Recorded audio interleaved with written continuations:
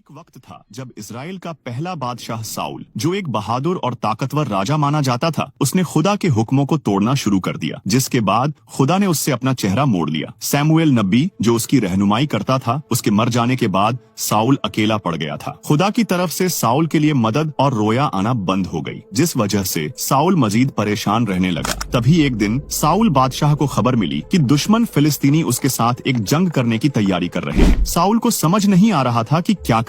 Saul इतना घबरा गया कि उसने एक ऐसा काम कर डाला जो खुदा ने सख्त मना किया था, और साउल ने अपनी हुकूमत में खुद इस अमल को सजा लायक जुर्म और गुनाह करार दिया था। साउल ने उस वक्त की एक ताकतवर जादूगरनी से मदद लेने का फैसला किया, जो अपनी शैतानी ताकतों से जादू और तावीज करने के लिए इलाके में बहुत जानी जाती थी। लेकिन साउल के अपने हुक्म पर ही इजराइल में जादूगरी और ऐसे तमाम शैतानी कामों पर पाबंदी थी। लेकिन उसकी घबराहट इतनी बढ़ चुकी थी कि अब उसने यही रास्ता ठीक समझा। रात के गहरे अंधेरे में साउल बादशाह अपनी शिनाख्त छुपाकर अपने दो साथियों के साथ उस जादूगरनी से मिलने दूर एक बस्ती में आ गया। जैसे ही साउल उस जादूगरनी के घर पहुंचा तो उसने कहा, मुझे एक मर चुके इंसान की रूह को बुलाना है। यह सुनते ही वो जादूगरनी घबरा गई, क्योंकि उसे पता था कि साउल बादशाह ने यह सब मना कर रखा था, और वो जानती थी कि अगर उसने ऐसा कुछ काम किया तो उसको मौत की सजा दी जा सकती है। मगर वो ये नहीं जानती थी कि उसके सामने बैठा शख्स खुद साउल बादशाह ही है। साउल बादशाह ने उसको यकीन दिलाया कि वो उसका ये काम कर दे, उसको कुछ भी नहीं कहा जाएगा। जिसके बाद वो जादूगरनी डरते डरते इस काम को करने के लिए राजी हो गई,